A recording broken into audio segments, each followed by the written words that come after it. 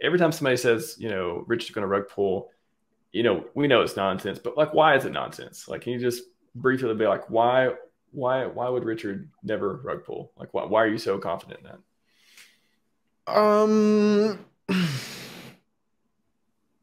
If what he says is true in terms of like success before crypto, then he probably has recurring income, which is like straight cash. And I'm not talking about six figures. I'm talking about like probably like eight figures a year, not more. Just like I don't know, but no one knows truly. This is all speculation. But I'm sure someone who's built businesses like that in the past has recurring cash revenue from businesses.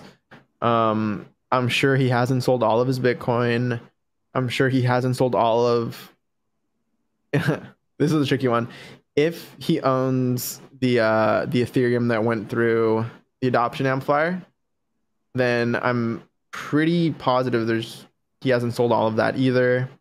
It's like $3 billion or something. Potentially. You could look at the chain analysis, and if you assume recycling, then it might be less, but it's still a lot of money. And it's just like you just see money here, money there, money there, money there, and then you get to Hex, and you're like, all right, like why would you sell that first? Wouldn't that be the last thing you sell? He's kind of said that too. He's like, why would that, like the person holding these funds, why would Hex be like, why would it even be on the radar? There's so much ETH. Yeah. And it's like you look at the liquidity pools on Uniswap.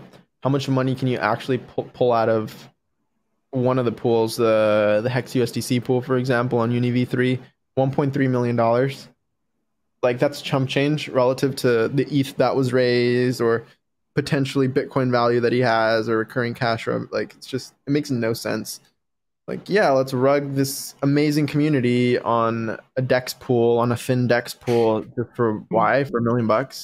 Like, bro. $1 million is a drop in the bucket for this man. Yeah, so that's the technical reasons. But like, you talked about Scivive or alluded to self-help type of stuff, and Richard's psychology, and the glory aspect. Why wouldn't he rug pull like because of that? Like, what is in his psychology that just wouldn't make it happen? Well, I mean, when you've built something for the past few years, there's no incentive to just destroy it in one blow. Yeah. And for the glory aspect, like why? Yeah, that's why he's building. If he's building for that reason, but for whatever reason anyone's building, whether it's for glory or for financial gain, like they're not going to destroy the thing that they're building. Usually, they just don't. Are there any examples of history of that happening? I don't think so. I mean, there might be some weird ones, but then at that point, it's like that person might not have been mentally okay. I don't know. But no, I can't think of any.